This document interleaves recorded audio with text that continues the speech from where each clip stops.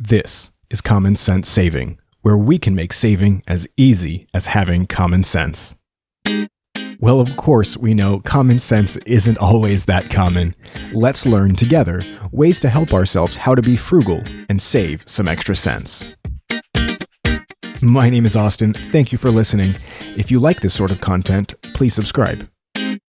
The accompanying blog post for today's episode can be found at commoncentssaving.com/2.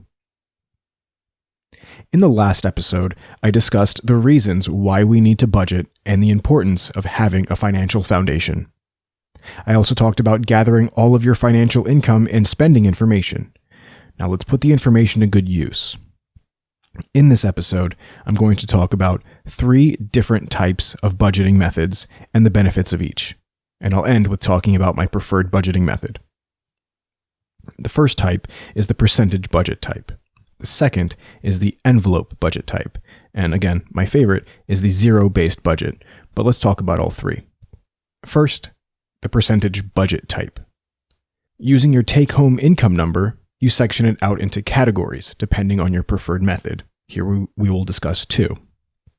The 50-30-20 plan allocates 50% of your income to expenses, 30% to savings, and the last 20% to wants. You can adjust this budget to your liking. Maybe you want to allocate 30% to wants and 20% to savings. It's up to you. These kinds of budgets are great for you to take your total income each month and allocate it easily, and so there's no need to think about lots of extra categories. The second type of percentage budget is called the 60% solution. This allocates 60% of your income to expenses and 40% to everything else. The 40%, though, is split 4 ways: 10% to retirement, 10% to long-term savings, 10% to short-term savings, and the last 10% to wants. Again, these percentages can be adjusted according to your liking. Really, they're kind of about the same thing, but just depends on what you prefer. These are good budget methods when you have a higher income. I'd guess that most average people can't pay all of their expenses with 60% of their income, let alone with 50% of their income.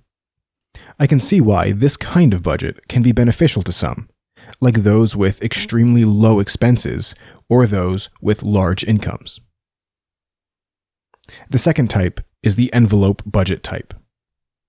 There are different types of envelope budgets: those that use physical cash in envelopes, and those that use apps to track a digital set of envelopes or categories.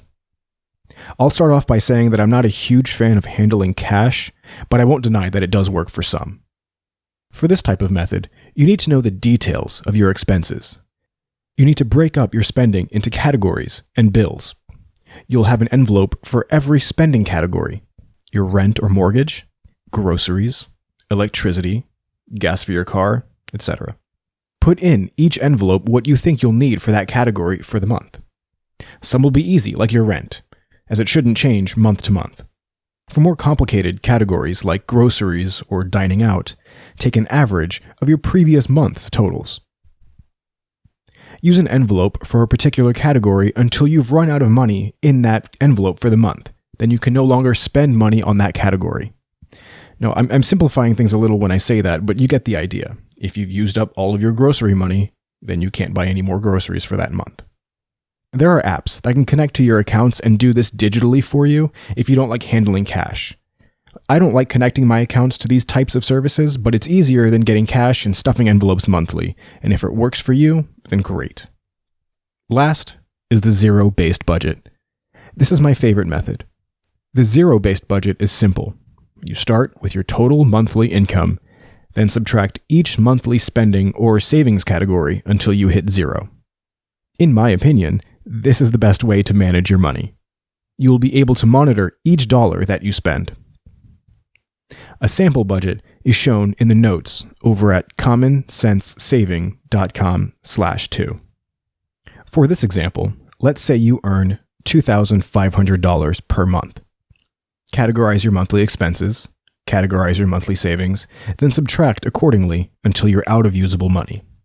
The zero-based budget and envelope budgets can work well when you want to set miniature budgets and control each category every month. Multiply everything by 12 months, and you'll know your budget for the entire year. Imagine knowing exactly what you're going to budget for your expenses for the whole year ahead of time. Having this kind of information can be powerful when budgeting and saving your money.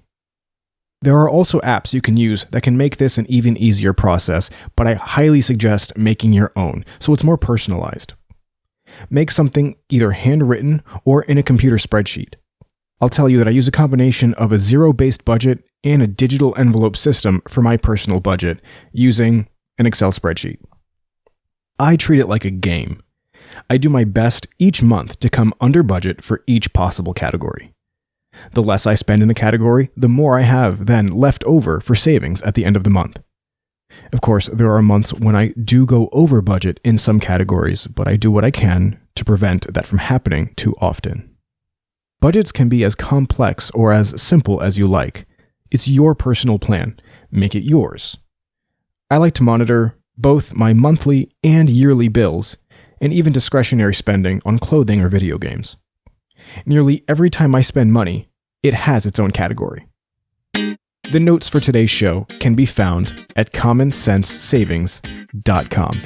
If you like this sort of content, please subscribe and share the show.